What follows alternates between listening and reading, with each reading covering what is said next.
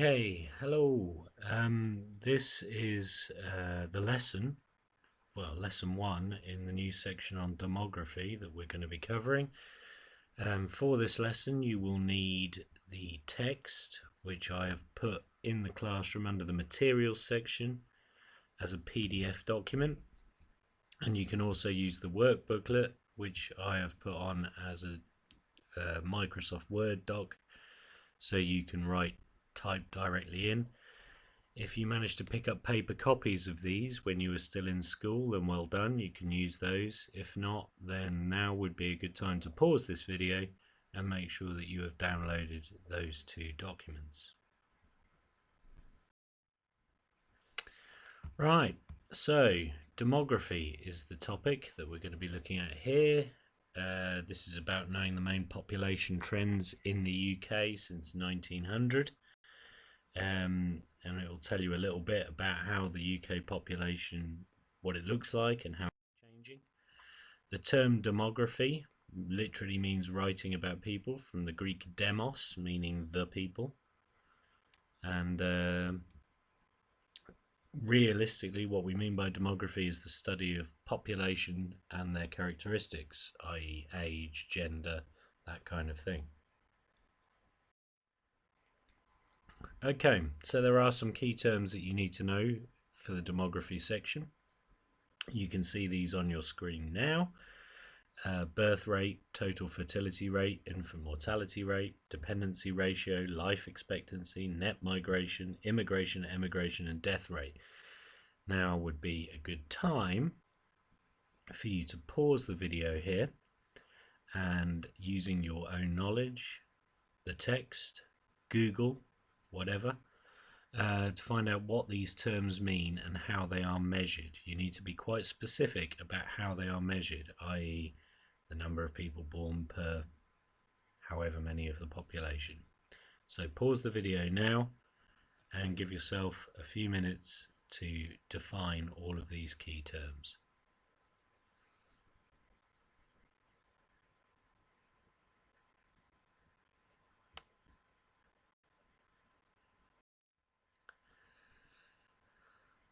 Okay, so assuming that you've now done that and you know what those terms are, we need to look at what affects the makeup of a population.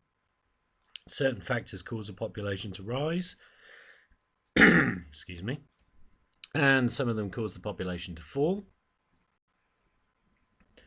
So as you see there, the number of people born obviously will create a rise in the population, but the number of the people who die obviously decrease it.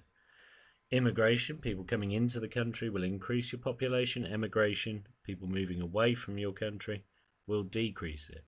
The total UK population has changed a fair amount over the years. For instance, in 1801, the population of the UK was 10 million. By 1901, it was 37 million. Today, the population of the UK is 66.6 million.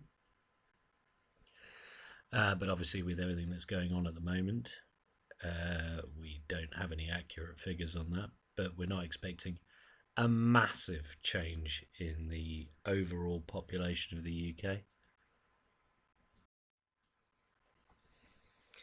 Okay, so we're going to have a look at some graphs which show some of the key aspects of population change. And as we go through, it might be a good idea, rather than just listening to me ramble on about it, for you to pause the video and try and interpret the graph yourself, and then listen to me ramble on about it.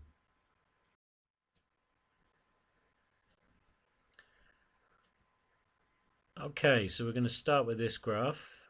This is the total fertility rate, which, again, if you've defined your terms correctly, you will know that the total fertility rate means the number of children on average each woman has during their, quote, fertile ages, which we generally take from being around 15 to about 40. This is a mean, which means that you end up with odd numbers like 2.4 or 1.8 children.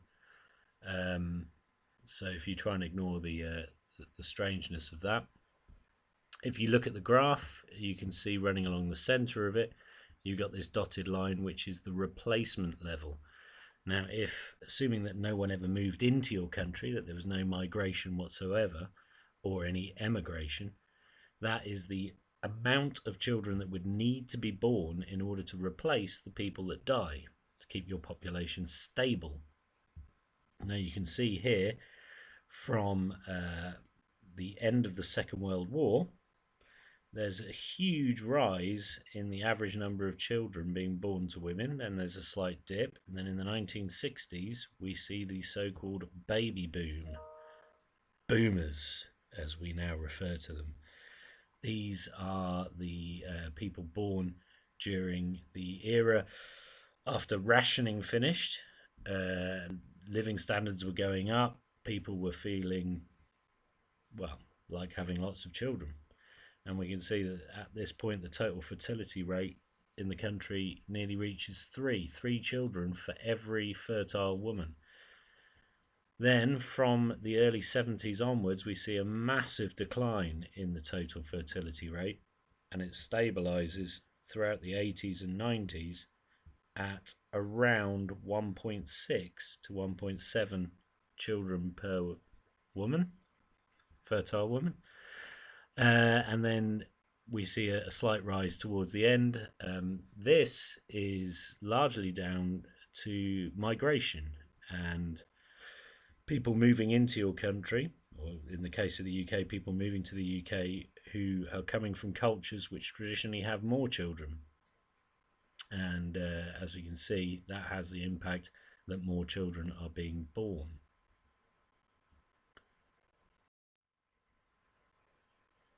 Now, one of the reasons often given for the drop in the fertility rate is the fact that women are becoming pregnant later in life. As you can see here, when we go back to the 1970s, the average age at which women had their first child was 26 and a half. But as we reach the 2010s onwards, it's now over 30. Now, okay, you might be thinking, well, that's only, what, 3.5 years? But it does have quite a massive impact on the number of children you're likely to bear.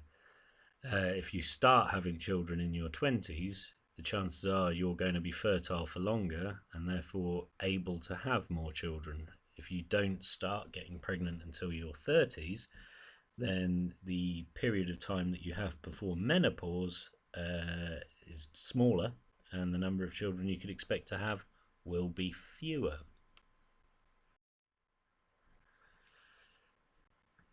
Okay, so again, we're going to have a look at another graph. This is actually in your text on page 2, and it's looking at we're going to focus on the birth rate, although it also shows the death rate,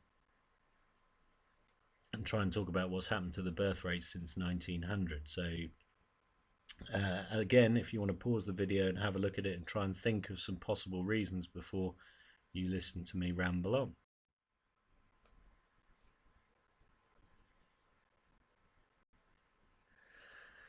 Okay, so you can see the birth rate here is this jaggedy blue line. You can see overall, if we take it from 1900 at this point through to around now, overall there's been a decline in the birth rate, so fewer people are being born.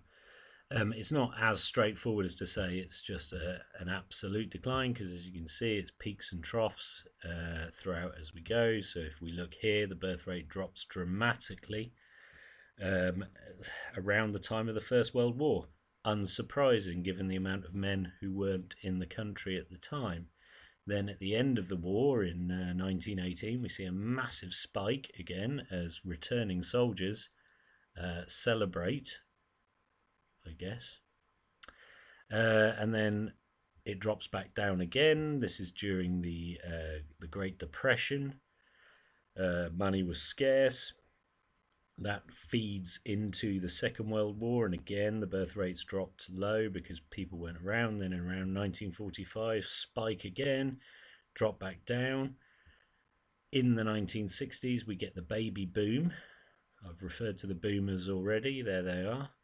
A massive rise in births and then a decline again. And then it sort of levels off. As we can see, again, as I said, a slight rise in the birth rate in recent years, probably down to migration. Projections on the birth rate suggest that it's probably just going to flatten out. That what we now see, which is about 1.5 children per fertile woman, will remain pretty much constant.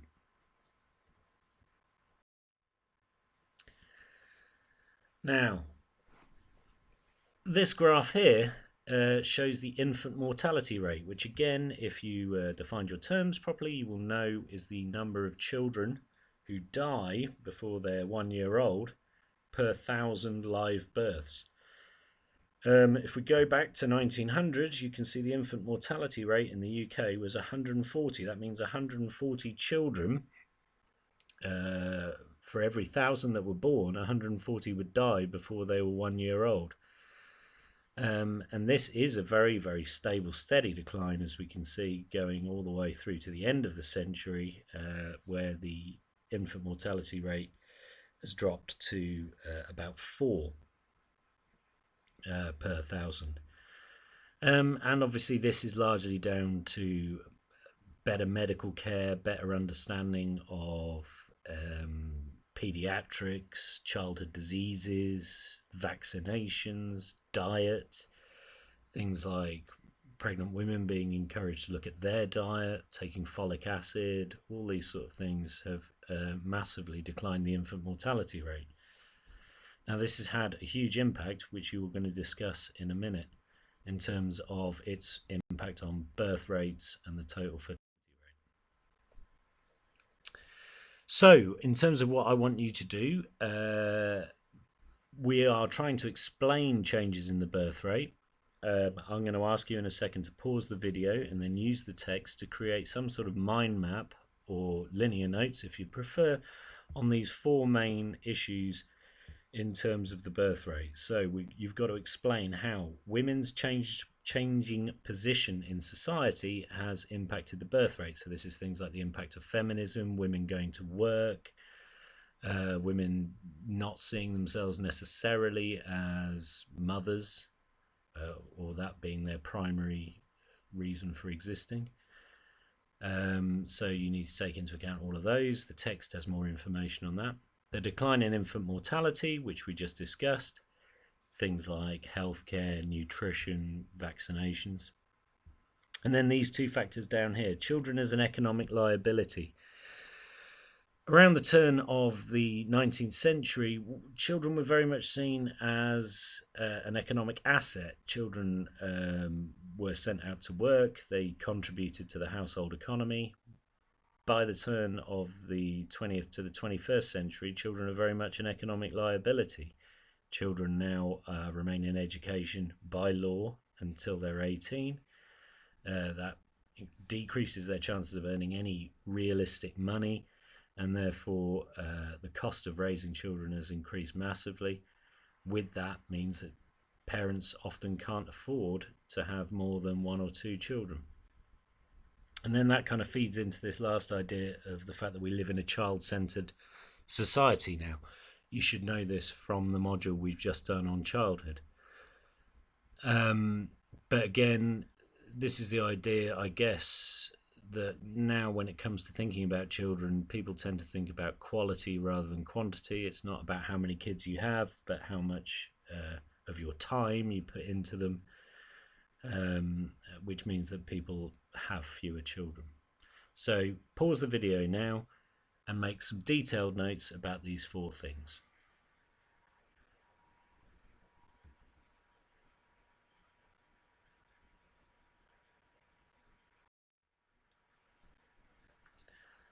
Okay, if you are now listening to me, you must have paused and already done all of that.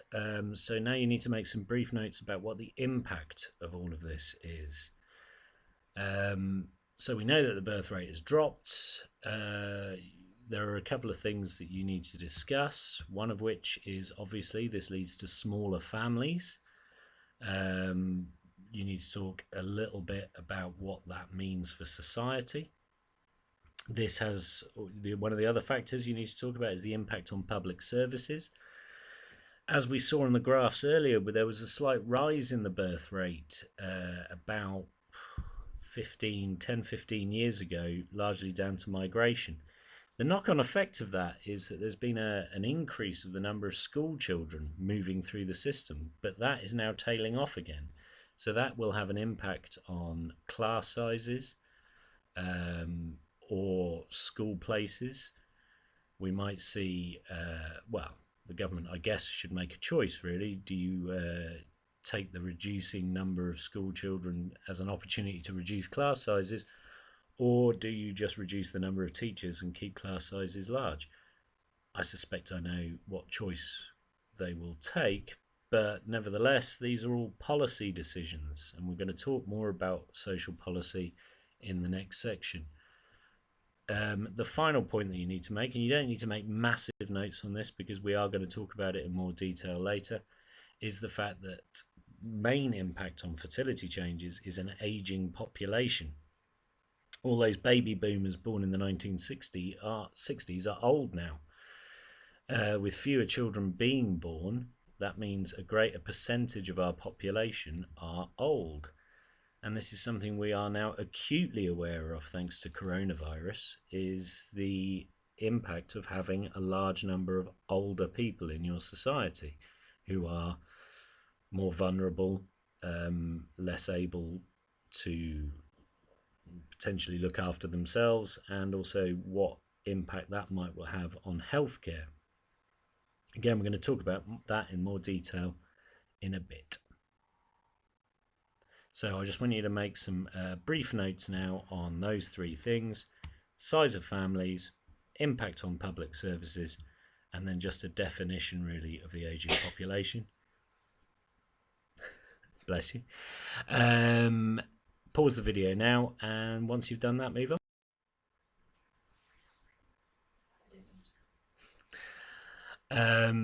Okay, so this is the last thing I want you to look at in today's lesson, assuming that you've done all the rest of it.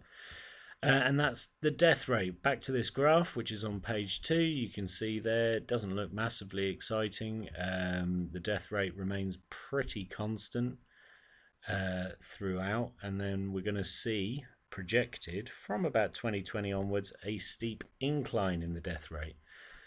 That is probably down to the fact that the boomers, the aging population, will start to die. Now, obviously, this graph wasn't projecting coronavirus, so we don't know what impact that will have, whether this increase will happen earlier. But we see definitely more deaths associated with an affluent society, things like cancer and heart disease, problems that we didn't have 100 years ago because people weren't living long enough to get those sort of diseases. But overall, the death rate, whilst this is showing it in the number of millions of people dying, the death rate has actually dropped, as you can see on this graph. So this is the deaths per million of your population. So you can go back to the 1940s, you can see they're much, much higher. And then we see a steady decline in the death rate for both males, they're in blue, and females who are in red. Now, an interesting point that you can make on this graph is the gap. Now, there's quite a big gap between men and women on this graph. It certainly was bigger back in the 40s, 50s and 60s, and then it narrows as it goes down. And this is related to the fact that women live longer than men. And you can see here the death rate for men was much, much higher. Now, you're going to discuss why in a minute, but this is all things down to diet, lifestyle, but also occupations. And traditional male jobs were much more dangerous than traditional female occupations. And because a lot of traditional male jobs declined from the 70s onwards, we actually see the gap closing between males and females. fewer men are dying in mines and factories and dangerous occupations such as that. However, we still expect to see more men die than women, and as I say, there are a number of reasons for that, which you're going to discuss now. So this is the final thing I want you to do in this lesson, similar to the one that you did on birth rates. You can pause the video here and just make some notes using the text to complete this mind map. But basically there are four main reasons why the death rate has dropped. One is improved nutrition, that we eat better food than we used to. One is obviously medical improvements. Fewer people die of avoidable things. Public health refers to things like water, air, sewage. All of these things have improved. The general state of public health is much better. And more recently, we've seen things like decline in smoking, the smoking ban of 2006, I think it was, all of which have improved public health. And then finally, social changes. This is things like I was saying about a decline in traditional male dangerous jobs, but also other social changes like people not smoking as much, that kind of thing. So pause the video here and complete this mind map.